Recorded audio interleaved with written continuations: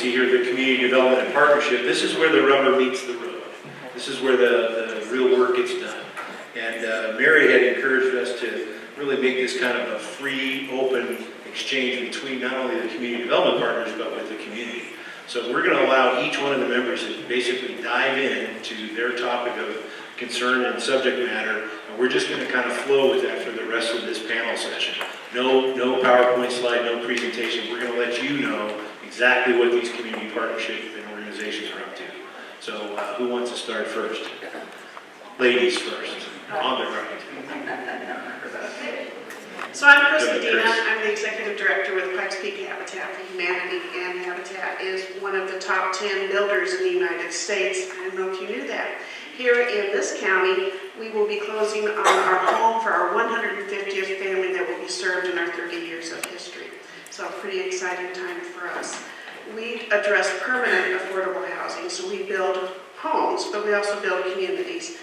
We assist with the affordable housing by having our restore. Many of you have either shopped or donated there, where people in the community can come and pick up items to affordably rehabilitate or repair their homes. We also educate and advocate for affordable housing and meet with legislators. We collaborate with our community partners. We built 37 homes on 5 acres. Rocky Mountain Community Land Trust built like 31, 34 on the other half. So we work in collaboration with that to build community. Where we've worked with home developers, we have builder blitzes occasionally. We just had one with Aspen View Homes, where they partnered with us and we provided the land and the foundation and they built a home. And now we're getting a family in. So there's all kinds of ways that Habitat is involved with many of you. We work with churches, people of all faiths, no faiths. We work with businesses. And for any of you who have like 5 to 10 acres of land with water, really looking to buy. Only 5 acres? 5 to 10, okay, Mary? I'm Mary Stegner. I'm the Executive Director of Partners in Housing. And Partners in Housing plays a couple of roles within this conversation. We do have transitional housing for homeless families. That is our core mission. So we do take families in who are verifiably homeless and they live with us for a year while they figure out what went wrong so it never happens again. That's our goal, is that they are never homeless again. Some of the housing that we used for that program was actually built for us by HBA Cares, thanks to Mike and his team, Renee and Laura at that group. So they were able to come in and bring builder captains in and build 2 different sets of townhomes for us where our families lived during that time. Beautiful 3-bedroom townhomes, which we have no mortgages on because of the way they were able to finance those through builder captains and donated labor and donated materials. One of those properties sits on land that the city gave to us. One of those properties sits on land that's owned by the Rocky Mountain Community Land Trust. So again, an innovative way that we were able to build some housing for these families. On the other end, we do some affordable housing projects. We own single-family homes in town. We're one of the only agencies that has single-family, low-income rental properties in our inventory. And then we own or co-own another 119 units, again, with the Land Trust and with Greshio Housing. We are currently working on a project in Fountain, the Partners in Housing in the Rocky Mountain Community Land Trust. And we're using some of those acronyms that you heard from the finance folks. We are using CDBG DR funds for those properties because they are in a flood zone or in a recovery zone from the recent floods. We're using some of the Housing Trust Fund money through El Paso County, and we're using some home funds. So it's a big collaboration of all those different types of money. Are they complicated? Absolutely. Is the paperwork ridiculous? Absolutely. But they work. So when you're willing to work with a nonprofit who has that experience, so you private developers in the room, that has experience with those, and has ability to ask for tax fee deferrals. So that collaboration between private and nonprofit is huge and can really make a lot of strides. So we're hoping that's one of the things that come out of this conference this morning is some interest in that and a little more knowledge on what resources are out there, even though they're limited. You bring those all together, when you got a gap funding here and a gap funding here and a little bit more gap funding here, and your permanent loan can be financed when you're supplying housing for 30% AMI folks. It does work and it can happen. So I just want to keep promoting that. There are solutions today. While some of these other innovative housing models are beautiful and creative, But some of those still need some time to get in place, to get some of these zoning and public policy things in place. There are opportunities today to make some of those things happen, and we're working on that. Very good. Hi, I'm Nate Kluke with the Rocky Mountain Community Land Trust. What we do is we partner with low-income families and first-time home ownership. So we gather private and public funds in just about 25% of the cost of a home with the low-income family. And essentially what we do then is we title the land in our name, and the homeowner gets a mortgage for the purchase of the improvement on the land. And then we lease the land back to the family on a 99-year ground lease. And that lease then dictates that the family, once they're ready to move on into a bigger or smaller, depending on what their family does over the years, house, that lease says that the home has to then be sold to another low-income family. So we keep those homes in our inventory forever for low-income families. Currently we have 202 homes in our inventory, and those 202 homes have served 308 families, I think, over our 20-year history. So once the investment is made, we're able to keep it and keep the family in. If the family leaves, they take a portion of the appreciation and equity that they've built up over 5, 10, 15, 20 years, and then we keep a portion of the appreciation that they realize on sale. We're able to reinvest that back into the property to keep it affordable, because we all know that property generally appreciates more than salaries increase, especially in the affordable income family range. Chris was talking about the project that we just finished out, and I saw Todd Anderson in the audience from Challenger Homes. That was a great example of how we got together with Habitat. We split up a 10-acre development, and you guys, I think we did 37. We moved 3 homes onto that and sold those market rate, and then we developed 14 lots that Challenger built the homes for us, and we were able to keep in District 20 a 3-bedroom, 2-bath, about 1,700 square foot home for $150,000 because we took the land and the utilities out of it. Utilities did deferrals for the tap fees, and so incredible. And it'd be hard to do that again in District 20 for the price that we're able to get the folks into. But then we also sold 14 of the lots to Challenger, and then Challenger developed those as market rate. So you have a true mixed income development out there. We just had the closeout party, I think, 2 weeks ago, Chris? 2 weeks ago. Looks beautiful. Yeah, So- Colorado Springs attended because they were a huge funder for that. Yeah, great project. So like Mary says, we've partnered with Grescio and Partners in Housing on a bunch of other units, so a lot of collaborations. And of course the housing authority. He is the housing authority. So a lot of collaborations at the table right now, both between our nonprofit organizations and private developers. Thanks. Excellent. Hello, my name is Chad Wright. I am the Executive Director of the Colorado Springs Housing The Authority. real housing. Well, a lot of folks seemingly don't want to be involved with that. We are the second largest housing authority in HUD's Region 8, which is basically the majority of the Intermountain West. Obviously, Denver Housing Authority is the largest EHA in Region 8. Through owning, managing, through vouchers, through tax credit partnerships, we touch over 5,000 affordable housing units in El Paso County. So we have a lot on our plate. You probably know us best through 2 of the older traditional HUD programs that we administer, the Choice Voucher or Section 8 program, and the traditional public housing program. Now, those programs stand in stark contrast to the first session today of thinking out of the box and all that, and to echo Bob and Rose's comments, these are firmly ensconced in the box. Right. That was the one looking in the box out to the blue sky. Exactly, and believe me, we try to pound on that box as much as we can, but it's a pretty tight fit. We are a high-performing housing authority in both of the large federal contracts that we administer. We have clean audits. We are kind of known as being a quality organization. We're happy about that. Our staff works diligently in order to make that the case and keep that the case. We look at affordable housing, basically, we kind of have a 3-legged stool when we look at how we look at affordable housing.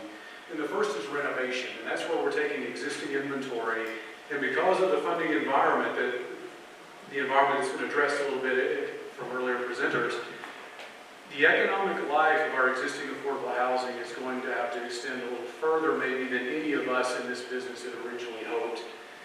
And we have been making it a priority in the last several years to put money back into those units, to renovate them, modernize them, and to ensure that that existing inventory will be maintained in a quality fashion for as long as we possibly can. And we certainly cannot forget that renovation aspect of what we do. The second leg is preservation, and we address that just a little bit. When you have projects that are either at risk of going through gentrification or are coming out of compliance periods, coming out of LURA periods, land use restriction agreement periods, it's very important those projects are built. Those costs are already out there. Preserving that inventory is essential for us to not lose the ground that we've gained. And then the last leg of the stool, obviously, is development. Bringing new product into our inventory, into the community's inventory. So our approach to that, we kind of follow those three channels. When we look at what we're doing with affordable housing, it usually falls in one of those three. And we devote probably equal time, attention, and funding to all three of those channels. I'll give you one example of a rather innovative partnership, since that's kind of what this panel is revolving around. We worked with a nonprofit, a national nonprofit, in a national real estate investment trust, which is also a CFI, called Community Development Trust, based out of New York. We worked with them to preserve a 265-unit apartment complex on the kind of the southwest portion of the city, which all of you know would be an incredibly cost-ineffective place to develop for affordable housing. Land costs are high. It's not far from Broadmoor. It's down around Lake Avenue where Lake and Circle come together. And we were able to come in and preserve those 265 units. 80% of those units will be available to households at 50% of AMI. So we're very proud of that. That deal was written up in Multifamily Housing News and nextcity.org, which is an online magazine, for lack of a better term, for community development and metro issues. So that's just an example of the way we try to think about this and approach it. We do have projects that we develop and we own and manage. We have projects where we enter into partnerships where it makes sense. And we try to think outside of that box as that deal attests to when we can. Very good, very good. I'll have a couple questions when we come back to the panel again, all right? And last but not least, Hi, my name is Lee Packey. I'm Executive Director of Crescio Housing. We've been serving Colorado Springs since 1990. Many of those years in partnership, you've heard some of the collaborations already. We also work with many of the faces in the community, from Urban Peak to veteran services programs to private investors. We have 520 units across 23 properties. And our program is based on two things: the nexus between affordable housing and supportive services. We have found, and we know through experience, that housing without supportive services is a half measure. If someone has successfully moved into a housing unit, but they are not worked with to be supported in times of crisis, if they are not provided education and opportunities to address the reasons that they needed affordable housing in the first place, then you've only taken the first step, and you will be seeing those people again. So everybody on the panel today, among the organizations, we have support services staff that help with renters' rights, vocational coaching, eviction prevention programs. An affordable housing, a housing solutions summit cannot be focused just on housing. It must deal with the people that are in those houses. Secondly, we're a part of a continuum from the homeless prevention programs or the first handout of the creek bed, transitional housing, permanent supportive housing, affordable rentals, affordable home ownership, even market rate rentals and market rate housing is all part of the continuum that we must focus on. We cannot be singularly focused just on homeless. or just on one solution to one problem in the community.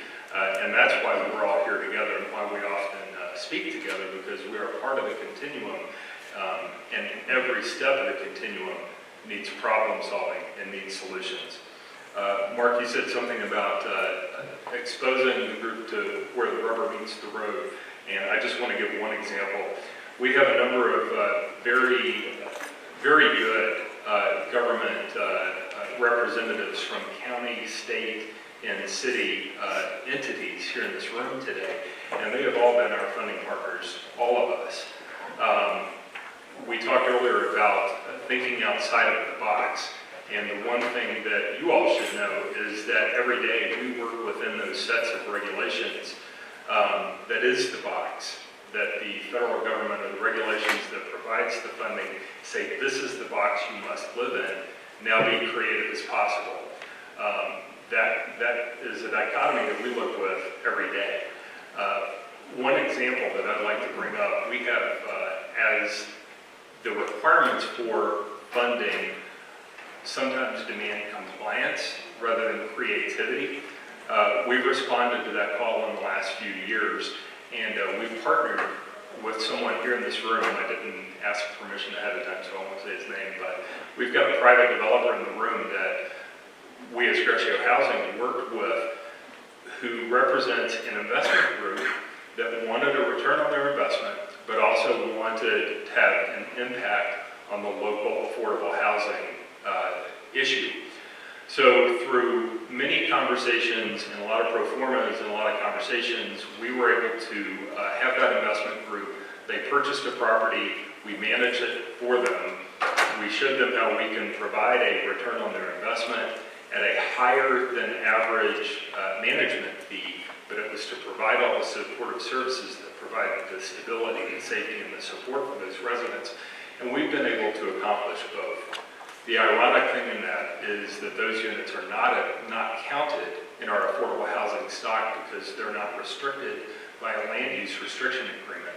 They are restricted by our management agreement with this investment group, but this is the type of innovation that we need to encourage and not ignore when it happens.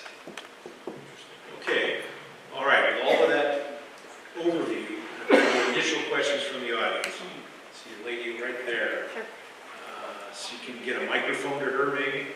Cindy? I can yell. You can yell, go ahead, yell. So speaking of supportive services, I wonder how well you all are able to locate units near public transportation. Because I think I know your answer. I wonder what might improve your capacity to be able to offer housing that's either closer to transportation or closer to jobs and services so that transportation isn't as much of an issue. Well, as you heard Amy Cox speak about earlier, for a project to be considered for funding, several things are considered. Proximity to public transportation is one of those factors. And although we have limits to our success in transportation in Colorado Springs, we have found that we've been able to locate properties near transit routes. Those other factors that we look at are employment centers, service centers, parks, schools, and any number of factors like that. So we have been successful at doing that, but it does limit somewhat when we're looking at new properties. Okay. Any other questions from the audience? Oh, we got a bunch of this. Now this looks like a lively table here. Yeah. My name is Karen Nadia with middle school and community liaison. We have a very mixed population in our school between very affluent and very mobile families. And mobile means that they aren't homeless in a tent, but they are like living from motel to hotel or friends and family. I'm trying to identify ways that I can better serve my families in directing them to the right agencies to get them out of that catch-22 type scenario where they're spending so much money on a cheap motel, like $1,000 a month in an entire family of 5 or 6, and trying to find a way for them to be able to transition to something healthier, safer, and more affordable. And I haven't been able to find any program that meets that need specifically across the board. I mean, I have a few folks I can send to Families of Promise, community hospitality network and so forth. But overall, it's really difficult for me to find places that are good. So first of all, I had 3 daughters who went to North Middle School, go North. It was wonderful. I live right a few blocks from there. Send them to Partners in Housing. If they are homeless, then we're going to be able to at least refer them somewhere that they can get some services. We have a wait list. We had 1,000 applications last year for 60 housing units. So homeless families are not as visible. They tend to hide. They tend to be quiet about that. They don't want to risk anything going on with their kids when that's occurring. But if you send them down to us, our staff, they're called intake and referral, because that's really what they do, is really try to assess where they're at and see if we can find other places to help them. So I'll give you some cards, some brochures. And we'll have time afterwards. We're going to have a Q&A session starting at 12:40, and it's going to last until 2 o'clock. So if anybody wants to stay out there, we've got plenty of networking. Okay, 2 gentlemen, 1 in the gray, and then we'll do the 1 in the green. Lee, was there any subsidies? What was the financing of that project you mentioned with the investor group? We tend to get pretty creative, and all of us on the panel we're pretty good at finding what those funding streams are from CDBG or home funds locally and state, along with perhaps low interest loans from the county, and then some traditional commercial mortgage. With this investment in particular, it was cash investment by a group of 6 investors, and then a traditional commercial mortgage. Gentleman in the green. This might be a question for Amy, but Mary mentioned that the city gave you land. And Amy, is there an inventory of this land? That was a while back. Sorry about that. That was it. I think we received that land in about 2004, 2005. It's a little dated. The city of Colorado Springs does not have an inventory of land. We call this the unicorn project because so many people thought we just had an abundance of land. We do have a few. We have a few buildable lots. One of the issues we are facing and we're addressing internally is we also have no mechanism for donating land.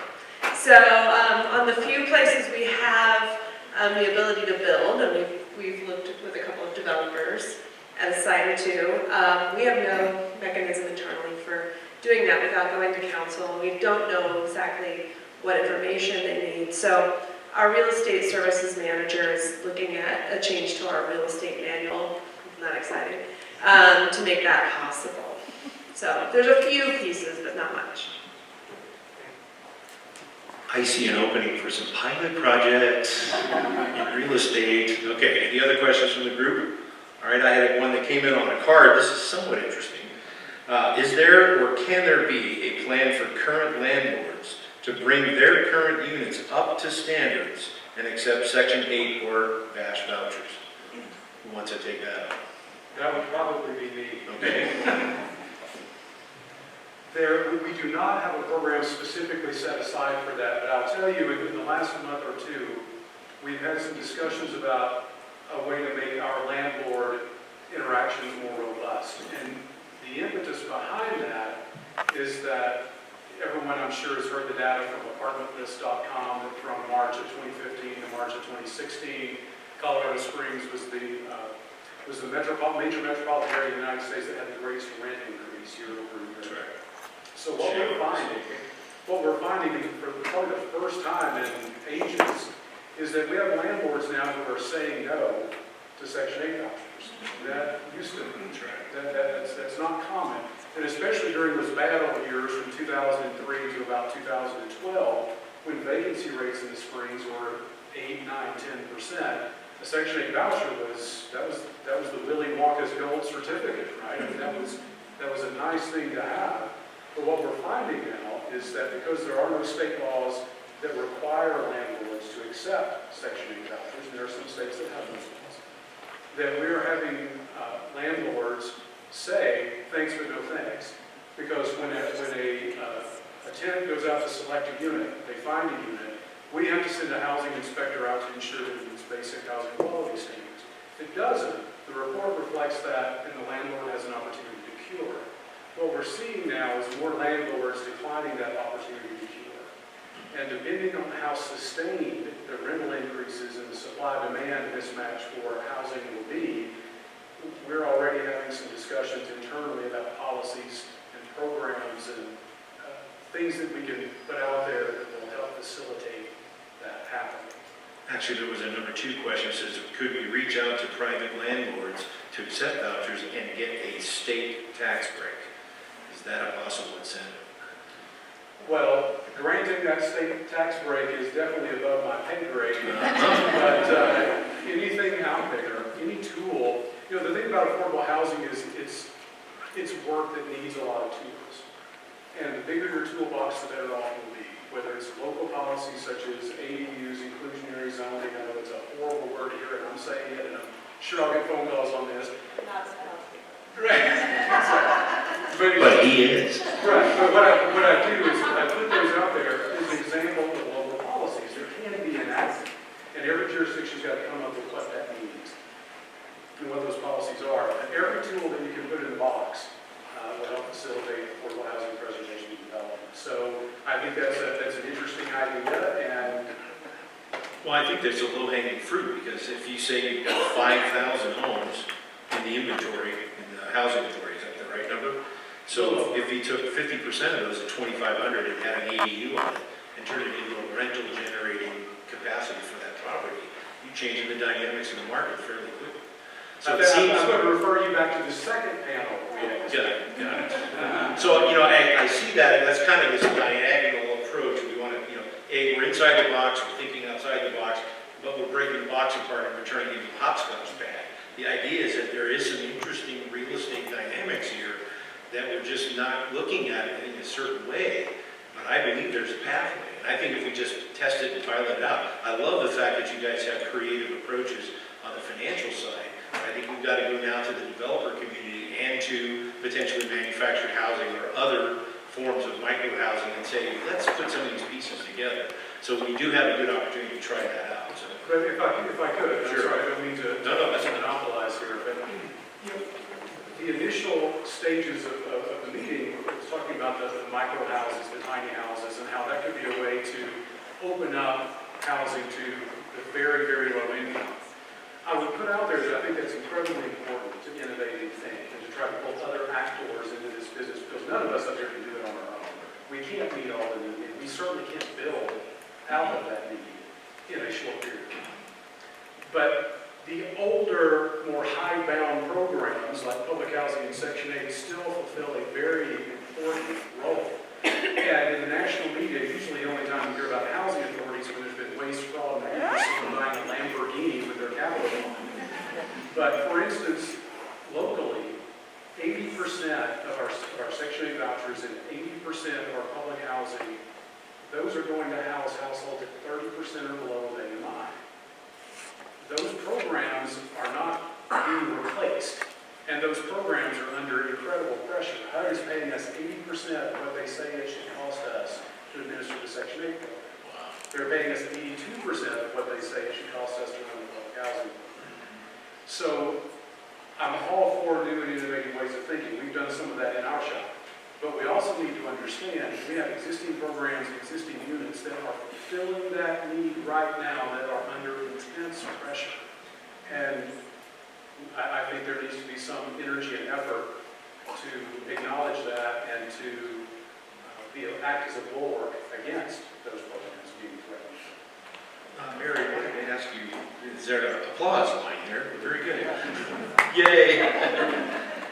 Mary, I wanted to ask you, in terms of the nonprofit side of this area, do you think that there's a need for more private sector donations and funding in your space to do some Yes, new things? checks payable to. Let's be a little specific. What areas do you think would be the most impactful? Because obviously, we've kind of crossed paths in not only the veteran space, but in the homeless space. And, it was funny, we were talking a little bit about, that last question about landlords willing to take, the actual voucher money. We're interested in going out to hotels and motels and, duplex or fourplex landlords and say, listen, is there a way that we can create an incentivized program to put people in and out of these housing environments from a commercial standpoint?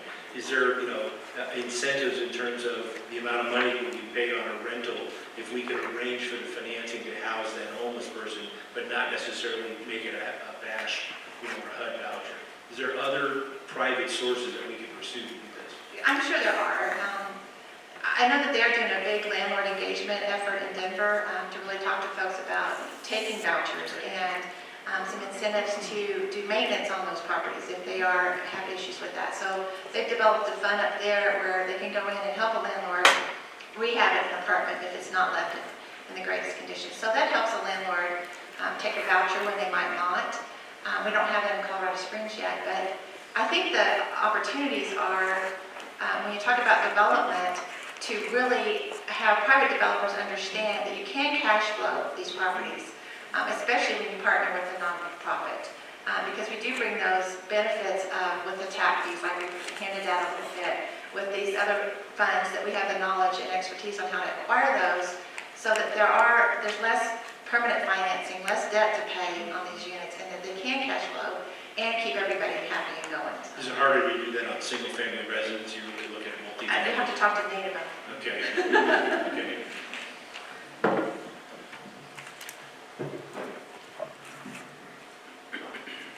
So I think the example of Challenger Homes is a really good one to look at, because as we approached our funders, we had state, we had county, we had city, some of our private funds in it, and being able to have a private developer come in, and we provide the land, we provide the infrastructure, we get the utilities to waive tap fees. To do that, they were able to build for us at a very reasonable price, still make money on their part, and still provide a good product. And then also just the engagement from the private sector out there to make that multi-income area. It was a great deal. So Is taking the land out of the equation for the developer that much more vital? I mean, obviously with the land trust model, you're taking that land cost out off the table right away. Do you see more need for land trust transactions like this? oh, I think as many as we can do. Send checks to the Rocky Mountain.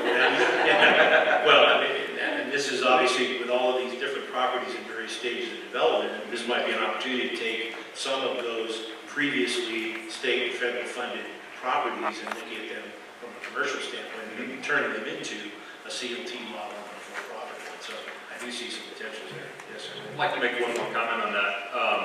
Last year, there was a luncheon put on by the Apartment Association in Southern Colorado relating to veterans homelessness. And from that sprung an idea to engage in some, or provide some affordable housing, veterans affordable housing fairs to address and break down some of those barriers for chronically homeless veterans who had BASH vouchers in hand but couldn't find a place to live. And through that effort over the last year, we've housed probably, 24 chronically homeless vets that previously had no options. We're looking at things like hard-to-fill units, whether it be in a particular location or a size or whatever. And as soon as we identify a hard-to-place unit, those calls are made to the vets programs. The Apartment Association was very helpful in advocating and prompting those for-profit owners in our community to step up to the plate and serve some of these veterans that previously did not. Lee, I wanted to ask you, has your alliance with the Rocky Mountain Health and Human Services been vital in being able to do the case management and get these people into these homes? Has that been a good resource for you? Is there anybody know what the Rocky Mountain Health and Human Services are? Raise your hand. See, we got to educate the market here a little bit. Shorter answer is yes, and we are, as a community, I think anybody that lives in this community and is active in affordable housing knows that in the last year and a half, there's been much more energy around advancing the cause for affordable housing for vets, and those conversations are active. They're several times a month in different venues, and I think you'll start seeing some results of those very soon. And I think in the continuum of care, the thread line that's kind of weaving through all of these organizations is a real opportunity to kind of put some of these new challenges and opportunities on the table. Chris, I wanted to ask you a quick question on Habitat. Are you seeing a slowdown in the, say, voluntary or pro bono type work going towards Habitat, or are you starting to see a pickup? No. Fortunately, because of the military always have a ready supply. The military is very focused on giving back to their community, so that's one. And then a lot of companies come out and they do adopt days where they pay, and it's a team building effort. And they don't mind that you get 10 to 20, sometimes 30 people. We had one church that brought out 120 kids from their youth group, and we kept them all busy. I don't know how we did it. Thank goodness for our instruction supervisors. But it has not slowed down. Where we see the slowdown for us right now is funding our homes. There are so many capital campaigns happening out there, and they're all for very worthy causes. So when people look at the cost of a home and getting one family in a home, they only perceive that particular benefit. They don't see the ripple effect of getting kids stable and how they can grow in their homes, become educated. Their families are less stressed. That money that was going out to 50% or more on their housing is now at 28%. Now that money's being put back into the community. So that's actually where we've seen the slowdown. Any chance of getting some of those military repair and pro bono teams onto some of these landlords for doing repairs to get Section 8 housing going? I definitely think you can. Another thing, they work out of the, we get a lot of landlords who come in and pick up their merchandise from our restore. Excellent. So that's actually one of our largest. Is that the one on Wasatch, the restore? Has anybody been to that? I love it. Excellent, right? Okay, good. 411 South Wasatch. Yes, restore. And also for us who are thinking outside the box, because we're not able, at least right now, to get additional land. We have about 2.5 more years to build in Fountain. We've got 34 homes we're building down there. We are going to pilot a repair program out in the community for those who own their home. We're finding a lot of folks who are low income cannot afford to keep their homes maintained. So if we can come in with our skills and our volunteers, and a lot of us are military, to help them stay in their home or age in place, we're going to be there. Great program. So, okay, panelists, well, before we do that, any final questions from the audience? Anybody got one? That's okay. You got another one? Here, sir. Go ahead. There seems to me to be, this is my second housing summit, and it's amazing how many capable, committed people are involved with this. It's pretty incredible. But there seems to be a scale mismatch. I mean, I hear the numbers about the need, and the numbers that you have been able to actually meet the need. I don't hear, it's just too far out of balance. Now, maybe that's just my ignorance because I'm pretty new to this.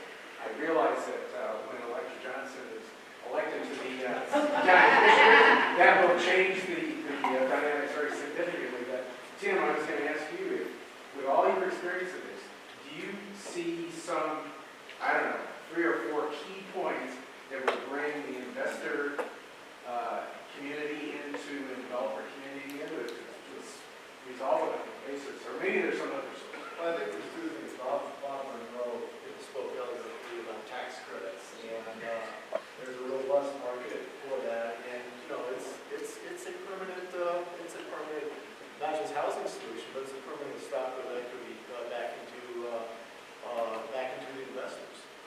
So that's kind of a win-win deal. One thing I didn't hear a lot of was the discussion of the big elephant in the room, and that's density. We have such a tremendous need in housing, and where is it going to go? How is it going to go? Will you allow it to go? And then what's the cost? What's the political cost of enabling those kind of things? That's usually that is usually the problem and the solution all at once. So that has to be, maybe that's next year. How do we get around? We talk quite a bit in my practice, and Elector has been documenting this whole idea of perceived density. That we go to communities and we show them examples of what we're doing. We ask them to guess what the density of these places are, since it's such a hot button item. And it gets right into the community design sequence of things. How you fold, I call it gentle info, how you fold these things into the fabric of the existing environment, which gentleman sitting next to me here is about their infill manifesto. Well, and this is the infill strategy in terms of pocket neighborhoods that I think has so much potential. I know that the Southeast, Pikes Peak United Way Health Group has got a Southeast outreach that they're working with El Pomar. So there was a grant that went out about, I guess, 3 or 4 months ago. It's a planning grant to start off with. But they're trying to go down to the southeast part of the town and touch with community about all of the different services they need. And housing is on the radar, but there's definitely not enough money in the grant process to pursue anything. But that didn't turn me off. I went and met with the folks at Pikes Peak United Way that was doing the collectivization and bringing the teams together, and asked, could we be part of a education and outreach to the Southeast community? Say, if you had the ability to design tiny home communities in your area, would you be interested in it? They love that. I mean, it's not going to cost them anything, but we can reach down and say, could we start developing density in terms of these infill properties with just 10 or 20 micro houses? I won't even use the word tiny. Micro. Could be on a foundation, could be on a trailer. But they would actually dot the landscape a lot faster and a lot quicker, I think, because you're going to have a competitive market space of builders. This is what I find so dynamic about this industry, is that you're not limited to the local build capacity in terms of workforce. I mean, one of the things I've read through reports on all across the country is the actual labor, construction labor, is not there for a lot of these projects. And so if we can have people building homes and shipping them in, yeah, that's a disruptive model, but it's really competitive. So it might have some possibility in the infill side. Okay, panel, last parting remarks. Want to start down here? Sure. I'm going to take one last chance to plug what we're doing in affordable housing, and that is what we're doing together. None of us as housing providers do this independently. We need our funding partners, we need our donors, we need our friends in the community. And I encourage everyone, when you hear someone who doesn't understand affordable housing, many of our missions you can't tell in a single picture. You think about the zoo, or the animal shelter, or TESSA, or CASA. Many of those organizations can tell their entire story in a single picture. We need 20 minutes or 4.5 hours to talk about it. I encourage everybody to talk about it, and to talk about the continuum. Don't let the conversation be focused on just one part of the problem or just one solution. It takes all of the above. Chad, great. Ditto that. Excellent. Quick and dirty. So I agree with that too, and thanks to everybody for coming to this, showing an interest in it and trying to solve the problem. Like we said, it's partnerships between all of us that solve this problem and have made us successful over so many years. So everybody's participation and interest and care. Thanks. Thanks, Dave. Mary, any comments? Thanks for coming, thanks for showing interest, and we'll continue this conversation.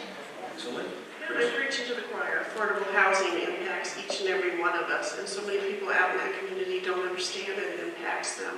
I had one woman come up to me and say, why are you building homes for senior citizens? There's plenty of housing for them. They can go out somewhere else. And so I brought up how we have a number of grandparents who are raising kiddos. They never planned on raising kids when they were seniors.